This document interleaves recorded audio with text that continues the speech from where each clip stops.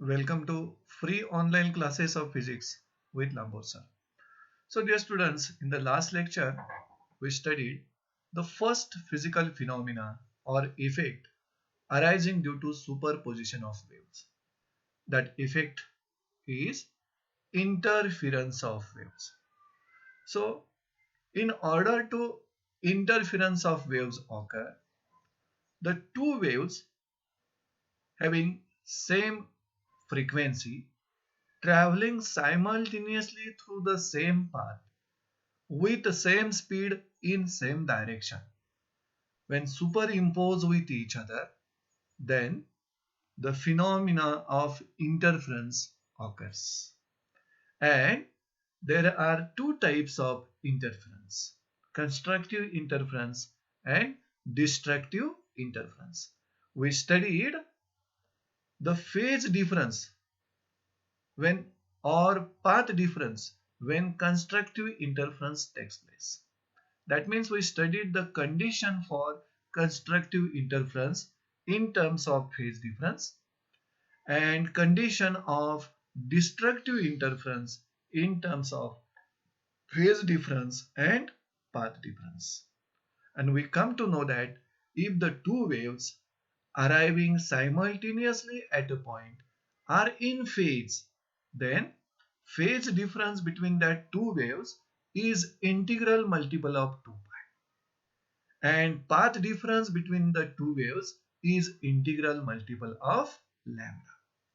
That time resultant displacement, amplitude and hence intensity is maximum at that point. And this type of interference is called constructive interference. And the second type, destructive interference. If the two waves arriving at a point simultaneously are having the phase difference odd multiple of pi or the path difference odd multiple of half of wavelength, then resultant displacement, amplitude and hence intensity at that point will be minimum, and this type of interference is called as destructive interference. So let us learn the second physical phenomena, second physical effect arising due to superposition of waves, which is beats, formation of beats. So we will learn the phenomena of production of beats. So we know that for the first effect, that is the interference, occurs when any type of wave superimpose with each other. Means interference is possible in case of sound waves, possible in case of light waves, possible in case of waves formed on string. Means interference takes place in all types of waves. But the second effect, which is the formation of beats, is restricted only for the sound waves. So sound waves when superimposed with each other gives rise to the production of beats. म्हणजे बीट्सच्या फॉर्मेशनसाठी, बीट्सच्या प्रोडक्शनसाठी आपल्याला फक्त आणि फक्त to sound वेव्हची गरज आहे. Two or more sound waves when superimposed with each other, they will produce or form the beats. आता या sound वेव्हच्या कोणत्या प्रॉपर्टीज सेम पाहिजेत आणि कोणत्या प्रॉपर्टीज डिफरंट पाहिजेत ह्या महत्वाचं आहे.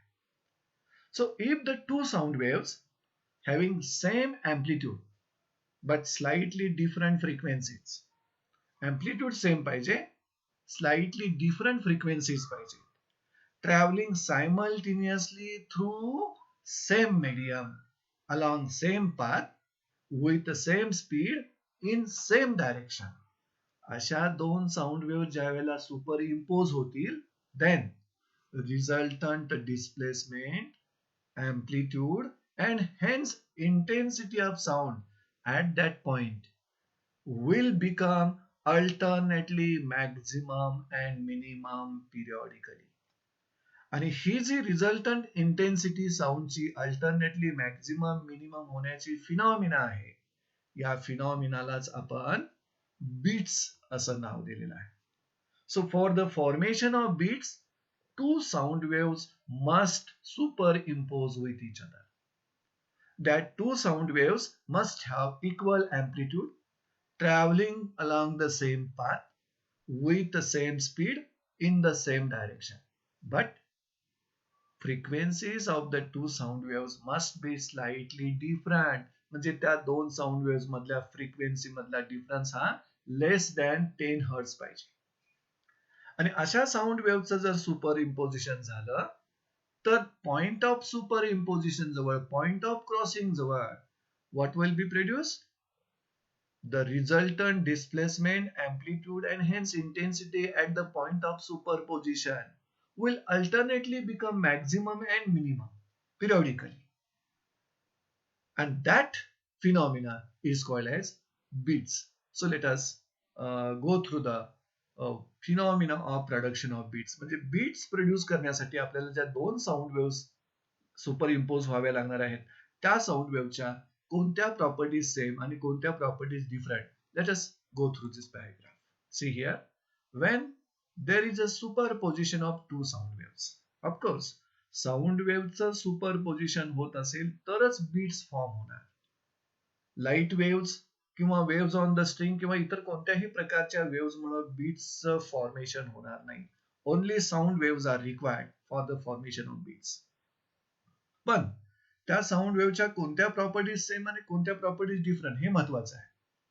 So when there is superposition of two sound waves having same amplitude, see this, but slightly different frequencies, दोघांच्या फ्रिक्वेन्सी मधला डिफरन्स लेस दॅन 10 हर्ट्ज पाहिजे. Travelling simultaneously along the same path, path ट्रॅव्हलिंगचा same पाहिजे. With same speed in the same direction.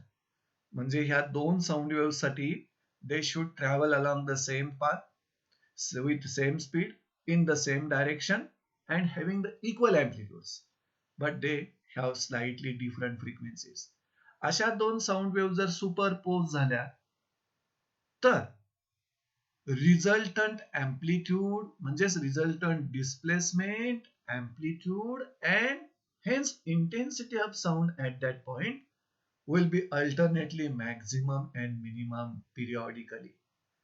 असं जर झालं तर तिथं जी फिनॉमिना टेक्स प्लेस होते, ऑकर होते, त्याला तुम्ही बीट्स असं म्हणू शकता.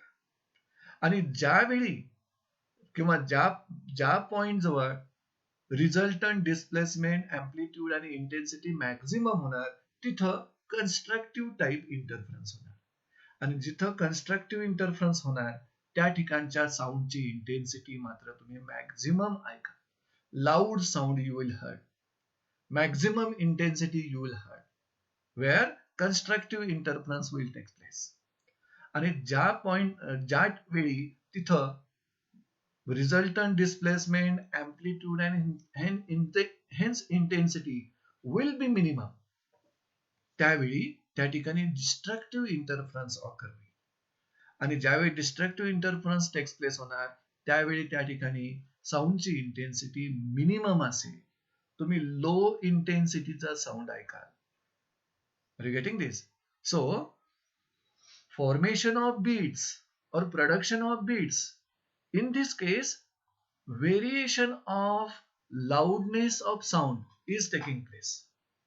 That sound goes up and down, म्हणजे इंटेन्सिटी साऊंडची इन्क्रीज होईल आणि डिक्रीज होईल अल्टरनेटली म्हणजेच periodically. And then that phenomena is called as a beats. So let us go through one video which is explaining formation of beats very very clearly. See the video following.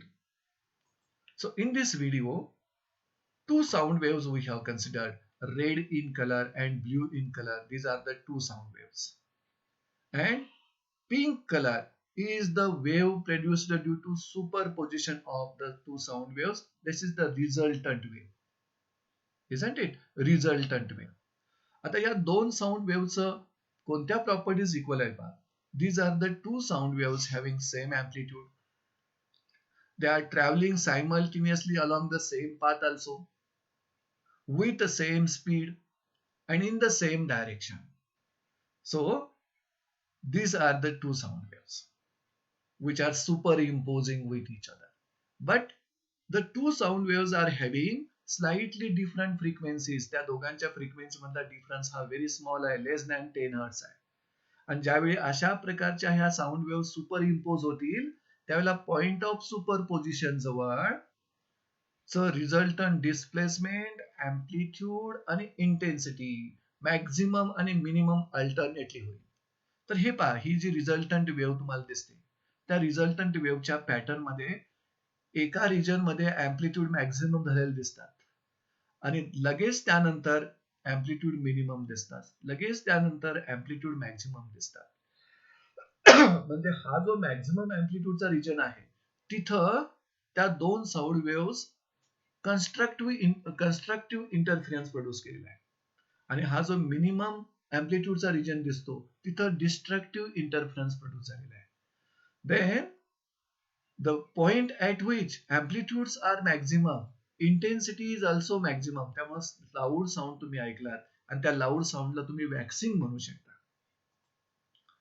And the point at which amplitude is minimum, see here, this is the minimum amplitude region, here also minimum amplitude region, तिथं intensity of sound is also minimum. म्हणजे तुम्ही low इंटेन्सिटीचा sound ऐकलात त्यालाच तुम्ही वॅनिंग असं म्हणायचं.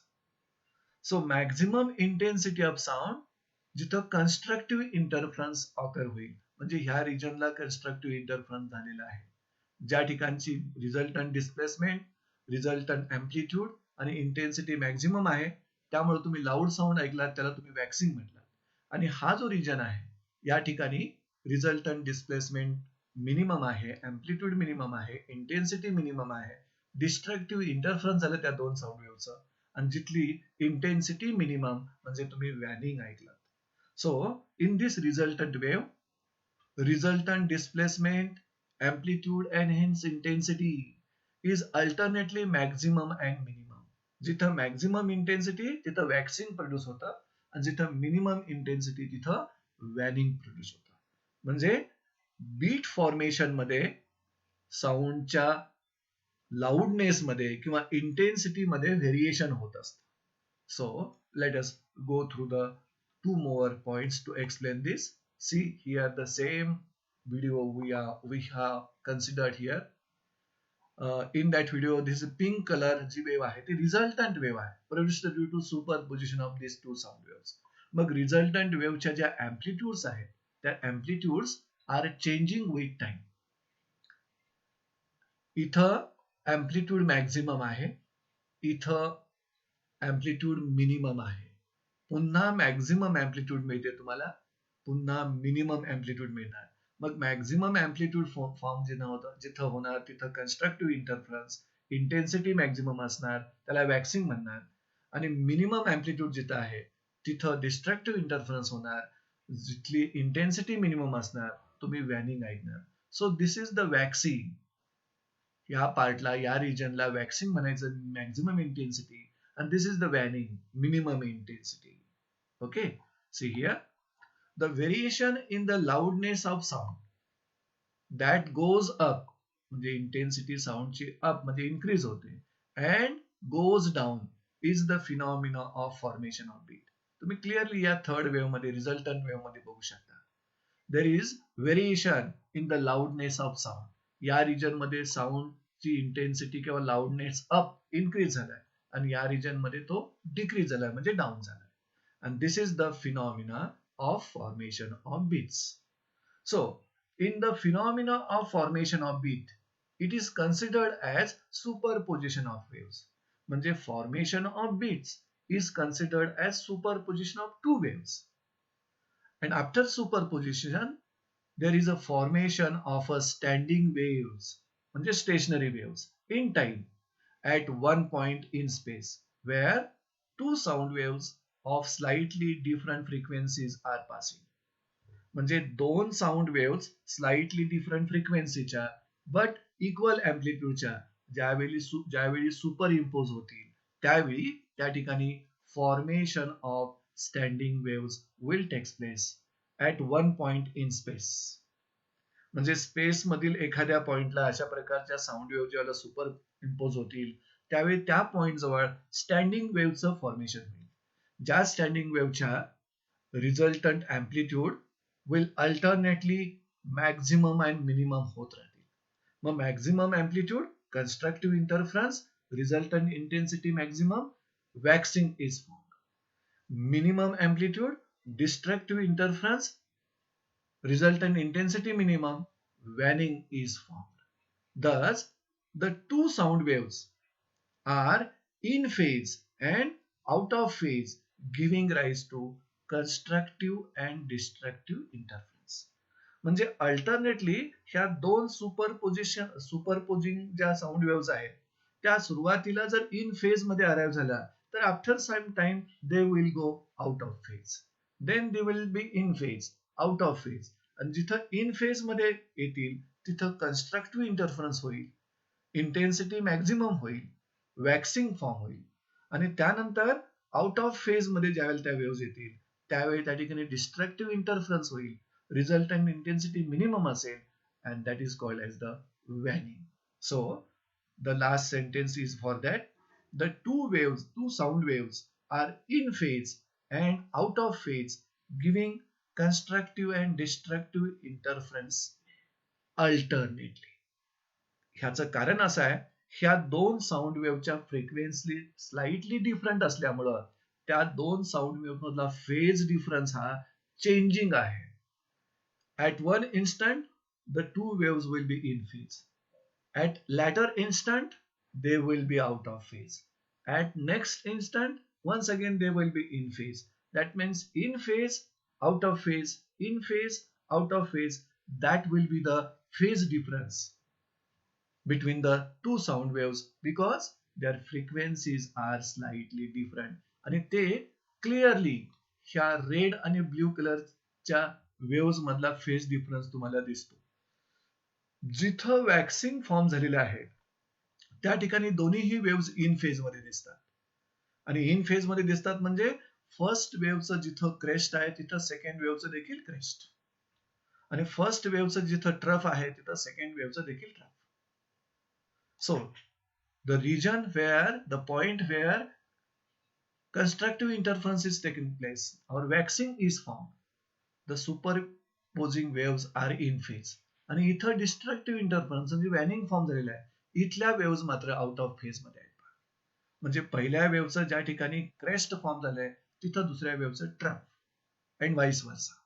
So this explains very clearly formation or production of beats. So let us now learn the terms which are involved in the production of beats. बीट्सच्या production मध्ये किंवा फॉर्मेशन मध्ये ज्या टर्म्स तुम्ही यूज करणार आहात त्या टर्म्सची आपण इथं माहिती घेऊ. So let us go through one diagram once again. See this. In this diagram there are the two waves. Of course these are the two sound waves. Dotted न एक वेव्ह दाखवलेली आहे आणि कंटिन्युअस लाईन न आपण दुसरी wave दाखवलेली आहे. आणि क्लिअरली आपल्याला इथं समजतं की दोन्हीही वेव्हच्या अँप्लिट्यूड्स इक्वल आहेत. पण F1 आणि F2, F1 is the frequency of one wave and F2 is the frequency of another wave. Their frequencies are slightly different. आणि स्लाइटली डिफरंट फ्रिक्वेन्सीज असल्यामुळं ज्यावेळी ह्या दोन वेव्ह सुपर इम्पोज होतील त्यावेळी त्यांच्यामधला फेज डिफरन्स हा कॉन्स्टंट राहणार नाही. That phase difference will be 0, will be pi, will be 2 pi, will be 3 pi, will be 4 pi, will be 5 pi alternately. अशा प्रकारचा त्यांच्यामधला फेज डिफरन्स बदलत जाईल. आणि ज्यावेळी फेज डिफरन्स 0 असेल त्यावेळेला कन्स्ट्रक्टिव्ह इंटरफरन्स वॅक्सिंग फॉर्म होईल, आणि ज्यावेळी फेज डिफरन्स पाय असेल त्यावेळी डिस्ट्रक्टिव्ह इंटरफरन्स वॅनिंग फॉर्म होईल. So it is explain in this diagram. आणि हा जो रिजन दिसतो मॅक्झिमम अँप्लिट्यूडचा त्या रिजनला तुम्ही वॅक्सिंग म्हणता, आणि हा जो रिजन दिसतो मिनिमम अँप्लिट्यूडचा त्याला आपण वॅनिंग म्हणायचं. So waxing is the constructive interference of the two waves. ज्या ठिकाणचं resultant displacement amplitude intensity maximum असणार, आणि वॅनिंग इज द डिस्ट्रक्टिव्ह इंटरफरन्स ज्या ठिकाणचं resultant displacement amplitude intensity minimum असणार. त्यामुळं इथं आपण ज्या टर्म्स बीटच्या फॉर्मेशन मध्ये आपण यूज करणार आहोत त्या टर्म्स पहिल्यांदा एक्सप्लेन करूया, माहिती करून घेऊया. First term of course is the waxing. As we know that at waxing, जिथं वॅक्सिंग फॉर्म होणार तिथं कन्स्ट्रक्टिव्ह इंटरफरन्स त्या दोन साऊंड वेव्स मधलं ऑकर झाला असेल. So intensity will be maximum at the waxing. So waxing is nothing but maximum intensity of sound is called waxing. जिथं waxing form होणार तिथं constructive interference, resultant displacement, amplitude, intensity, maximum. आता second term use करताय तुम्ही ती म्हणजे वॅनिंग. So at वॅनिंग what will be form? Destructive interference will occur. आणि ज्या ठिकाणी डिस्ट्रक्टिव्ह इंटरफरन्स होणार त्या ठिकाणचं resultant displacement, amplitude, intensity minimum असतात. So the minimum intensity of sound, see here, minimum intensity of sound is called वॅनिंग.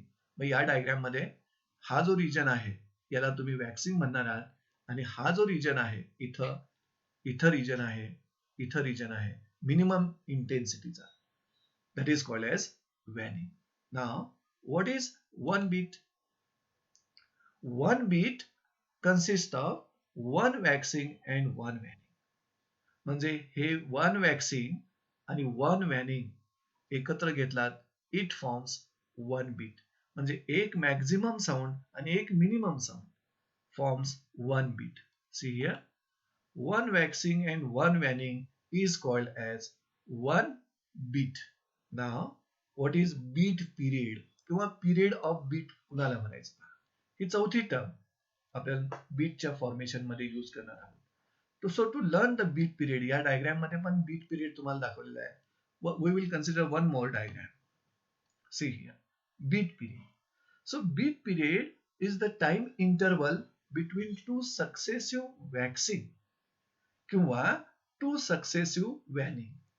म्हणजे दोन successive waxing मधला किंवा दोन सक्सेसिव्ह वॅनिंग मधला जो टाइम इंटरवल आहे त्या टाइम इंटरवलला तुम्ही पिरियड ऑफ बीट किंवा बीट पिरियड म्हणू शकता.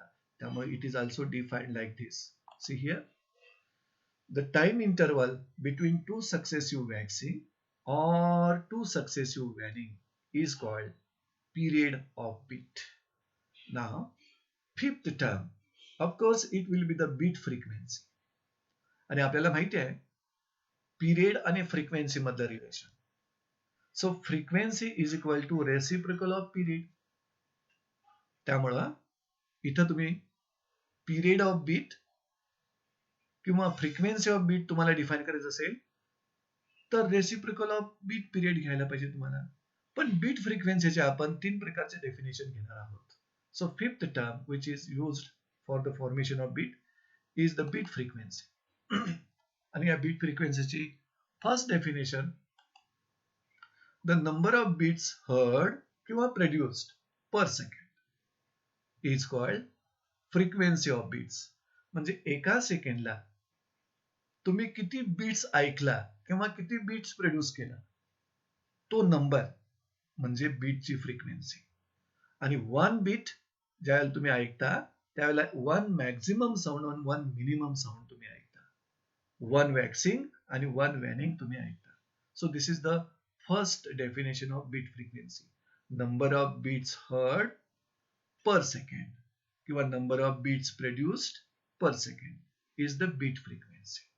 सेकंड डेफिनेशन, आपण frequency equal to reciprocal of period या पद्धतीने डिफाइन करूया. See here, the frequency of beats किंवा beat frequency is equal to reciprocal of the period of beat. म्हणजे beat frequency is equal to 1/बीट period असं देखील लिहू शकता. आणि थर्ड डेफिनेशन जी आहे, ज्या डेफिनेशन मधून फॉर्म्युला येतोय तो आपण नेक्स्ट लेक्चर मध्ये डिराइव्ह करणार आहे, बीट फ्रिक्वेन्सीचा formula. What is it? See here, the frequency of beats is equal to the difference in the frequencies of the two superposing sound waves. आणि आपल्याला माहिती आहे बीटच्या फॉर्मेशन साठी साऊंड वेव्हचं सुपरपोजिशन होणं गरजेचं आहे. दुसऱ्या कोणत्याही वेव्स बीट फॉर्म करू शकत नाहीत. मग ज्या दोन साऊंड वेव्ह सुपरपोज होत आहेत त्यांच्या फ्रिक्वेन्सी स्लाइटली डिफरंट पाहिजेत आणि त्या फ्रिक्वेन्सी मधला डिफरन्स हा लेस दॅन 10 हर्ट्ज पाहिजे. मग ज्या दोन वेव्ह सुपर इम्पोज होत आहेत त्यांच्या फ्रिक्वेन्सीज जर आपल्याला माहिती असतील तर तुम्ही बीटची फ्रिक्वेन्सी इझिली फाइंड करू शकता थर्ड डेफिनेशन वरून. See here, frequency of beat is equal to the difference in the frequencies of the two superposing sound waves. आता जर समजा फर्स्ट वेव्हची फ्रिक्वेन्सी N1 मानलात, सेकंड वेव्हची फ्रिक्वेन्सी N2 मानलात, तर या दोन फ्रिक्वेन्सी मधला जो डिफरन्स येईल तो डिफरन्स म्हणजे बीट फ्रिक्वेन्सी असेल. So beat frequency can be given like this. Beat frequency capital N न जर डिनोट केला तुम्ही, तर that is the difference between frequencies of two superposing wave sound waves. मग N1 मायनस N2 किंवा N2 minus N1 हे जे sign तुम्ही यूज केलंय, हे साइन फ्लेक्झिबल डिफरन्स आहे. जी फ्रिक्वेन्सी ग्रेटर आहे ना, त्यामधून स्मॉलर फ्रिक्वेन्सी सबट्रॅक्ट करा. आपल्याला डिफरन्स पाहिजे, फक्त साइनला महत्व नाही. आता जर एक्झाम्पल घ्यायचं झालं, समजा आपल्याकडे दोन साऊंड वेव्स आहेत 480 हर्ट्झ आणि 485 हर्ट्झ फ्रिक्वेन्सीच्या. मग या दोन साऊंड वेव्स मध्ये जर सुपरपोजिशन घडवून आणलं तर बीटचं फॉर्मेशन होणार. आणि जे बीट फॉर्म्स होईल त्याची फ्रिक्वेन्सी म्हणजे त्या दोघांच्या फ्रिक्वेन्सी मधला डिफरन्स असेल. म्हणजे 485 minus 480, so 5 hertz will be the beats frequency. याचा अर्थ पहिल्या डेफिनेशन नुसार असं होतं, number of beats heard per second किंवा number of beats produced per second that is equal to 5 beats per second. म्हणजे दोन साऊंड वेव्ह सुपर इम्पोज झाल्यानंतर त्यांच्या फ्रिक्वेन्सी मधला डिफरन्स जो असेल तो डिफरन्स म्हणजे बीट फ्रिक्वेन्सी घ्यायची. म्हणजे त्या ठिकाणी तेवढ्या बीट्स पर सेकंड तुम्ही ऐकल्या किंवा प्रोड्यूस केल्या. आणि 5 बीट्स पर सेकंड प्रोड्यूस होत असतील तर तुम्ही 5 वॅक्सिंग ऐकलात आणि 5 वॅनिंग ऐकलात, कारण एका बीट मध्ये 1 वॅक्सिंग आणि 1 वॅनिंग असतं. Very simple beat frequency find out करायची.